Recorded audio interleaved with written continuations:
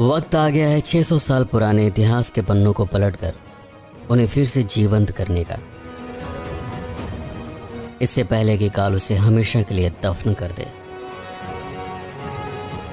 ये कहानी है उस शहर की जिसे बसाया तो था मुस्लिम बादशाहों ने, लेकिन इसका विकास किया सभी धर्म के लोगों ने।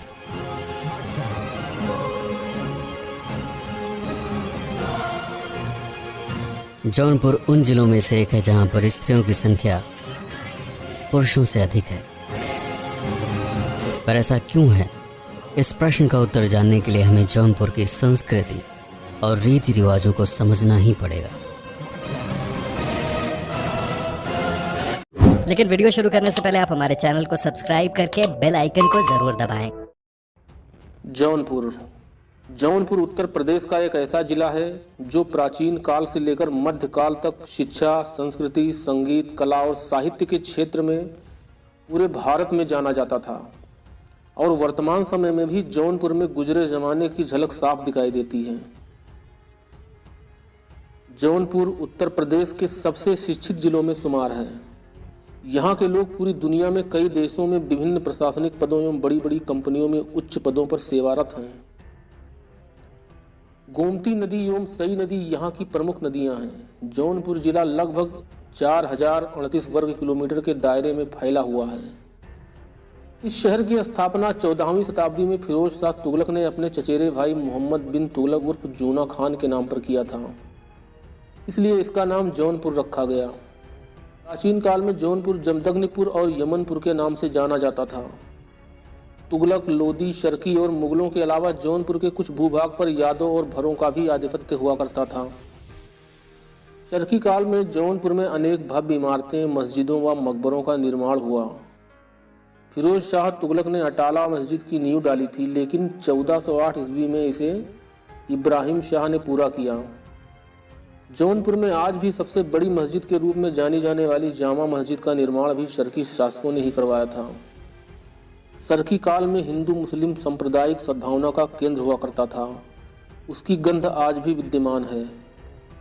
जौनपुर का शाही किला, जिसे कन्नौज के राजपूत राजाओं ने बनवाया था, लेकिन गुजरते समय के साथ साथ ये विशाल किला जर्जर अवस्था में पहुंच गया था।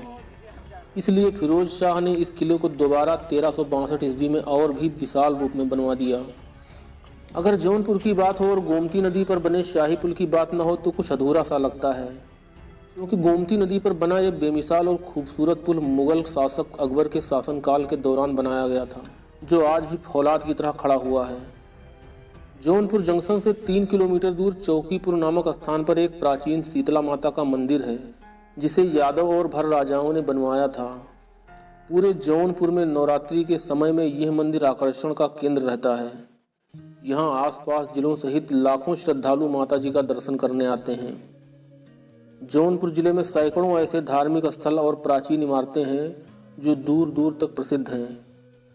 शायद आप न जानते हो, बॉलीवुड की एक प्रसिद्ध फिल्म नदिया के पार की शूटिंग जौनपुर जिले के गोमती और सई नदी के संगम तट पर बसे गांव विजयपुर में हुई थी। जगत गुरु राम भद्राचार्य बनारस हिंदू विश्वविद्यालय के कुलपति एवं भारत के प्रसिद्ध जीव विज्ञानी डॉक्टर लालजी सिंह, उत्तर प्रदेश के पूर्व मुख्यमंत्री वीर बहादुर सिंह, हिंदी सिनेमा और भोजपुरी के सुपरस्टार रवि किशन, श्रीपाल सिंह आदि जैसे महान शख्सियत इस जिले में जन्म लेकर जौनपुर का नाम पूरी दुनिया में रोशन किया है। अगर आप जौनपुर जाना चाहते हैं तो रेल मार्ग व सड़क मार्ग दोनों विकल्प मौजूद हैं।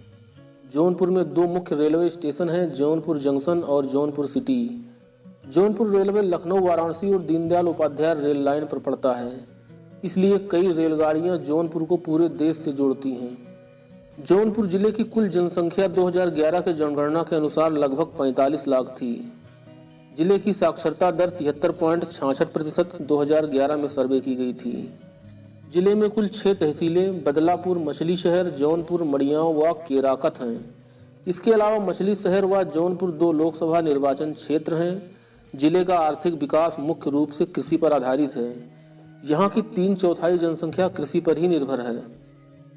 जौनपुर जिले में हजारों स्कूल कॉलेज हैं, जिनमें से वीर बहादुर सिंह पूर्वांचल विश्वविद्यालय, तिलकधारी कॉलेज, जवाहर नवोदय विद्यालय मड़ियाँव, जौनपुर आदि पूरे भारत में प्रसिद्ध हैं।